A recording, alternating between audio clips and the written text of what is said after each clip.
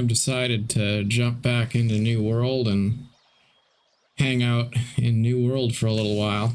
You know, I have always had my doubts about New World, but I was there on the first day when the game launched, and there's a lot of things that are pretty beautiful about New World. Certainly compared to ESO, the weapons feel amazing, and the level scaling feels amazing compared to, well, I guess the absence of level scaling feels amazing in New World compared to the level scaled world of ESO. I really like the world of Tamriel lore-wise. It's really cool, and the world building is amazing, but the actual gameplay experience in some aspects, key aspects like combat, it's true, it's not that great.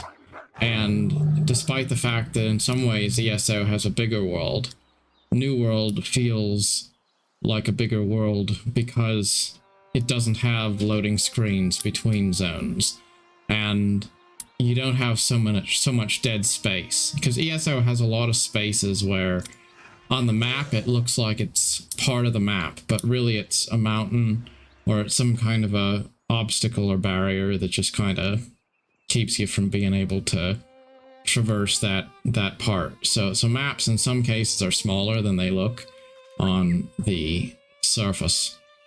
In any case, we have a new expansion for New World coming soon, which is going to add mounts and some other things. So I thought, you know what, we're going to just give this a try, and I might go back to ESO if I really miss it. I'm not going to ever say never, but I also have thought a lot about the subscription fees, and I really don't like them. I don't like monthly subscription fees. I don't like them for streaming services.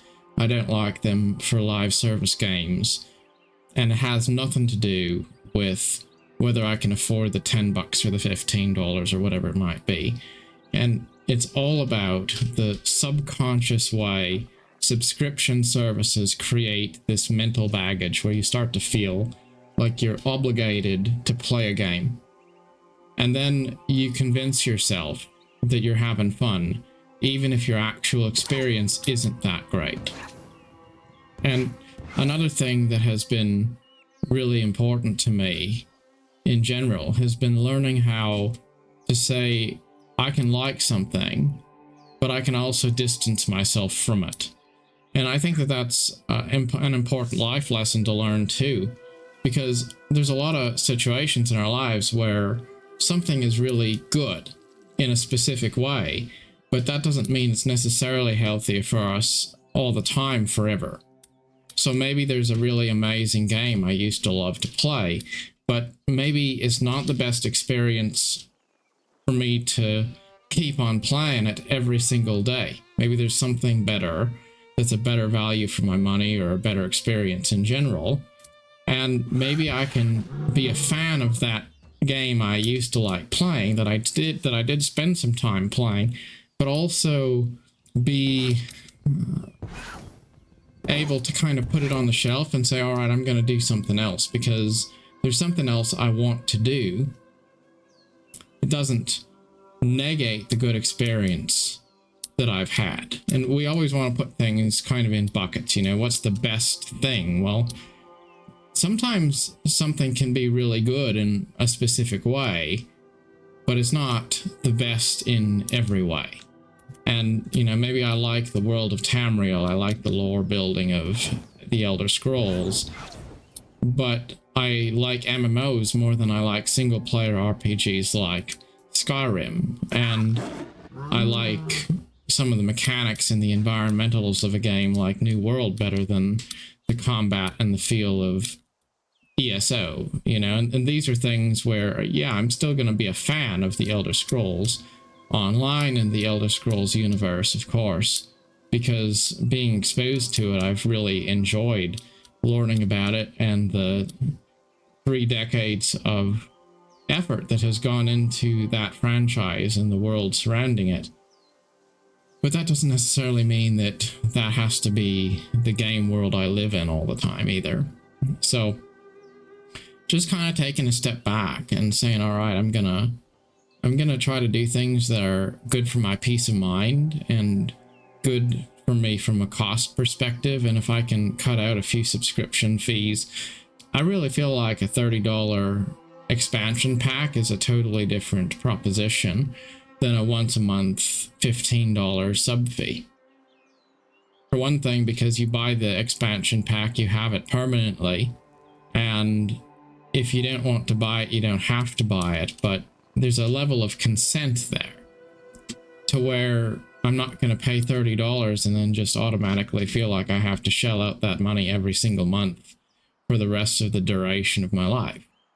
So I really like the idea of individual transactions that are totally optional, and then you opt in and you do that if that's the content you want to buy. Then you're more conscious about it, and you're not so much obligated to do something that you don't even get joy and pleasure out of.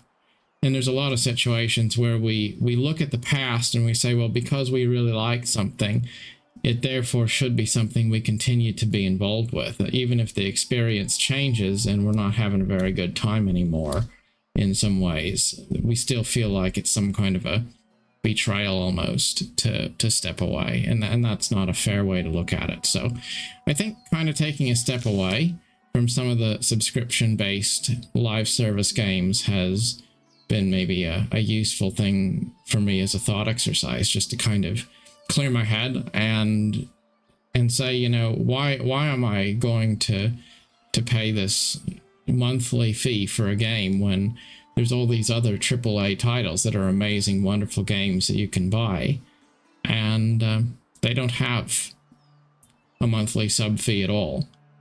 There's so many games, if you go through Steam, that are absolutely not subscription model games, but they still have active multiplayer support, and you buy them, you play them forever at your convenience. They're just in your library.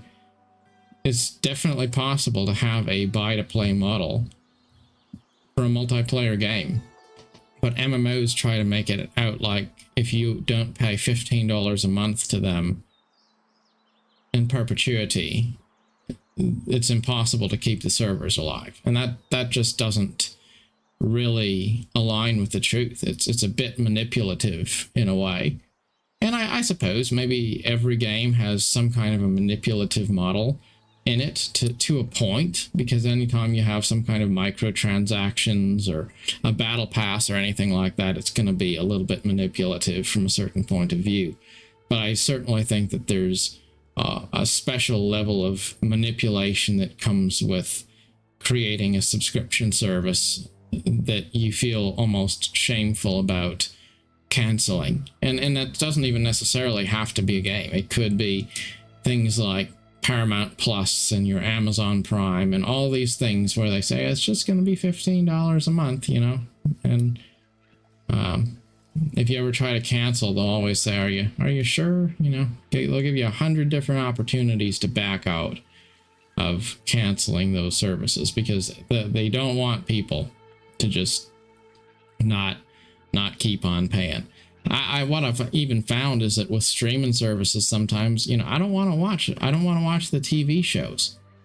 I don't feel like watching the TV shows, but then I start to feel like, well, I'm paying for this service, so I guess I should be catching up on these shows. Even if I don't feel like really watching them right now, I guess I should probably watch them.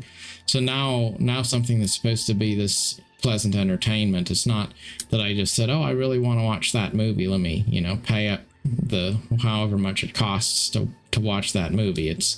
Instead it's a lot more of a, you know, I'm paying for this service, so I guess I need to get my value out of it.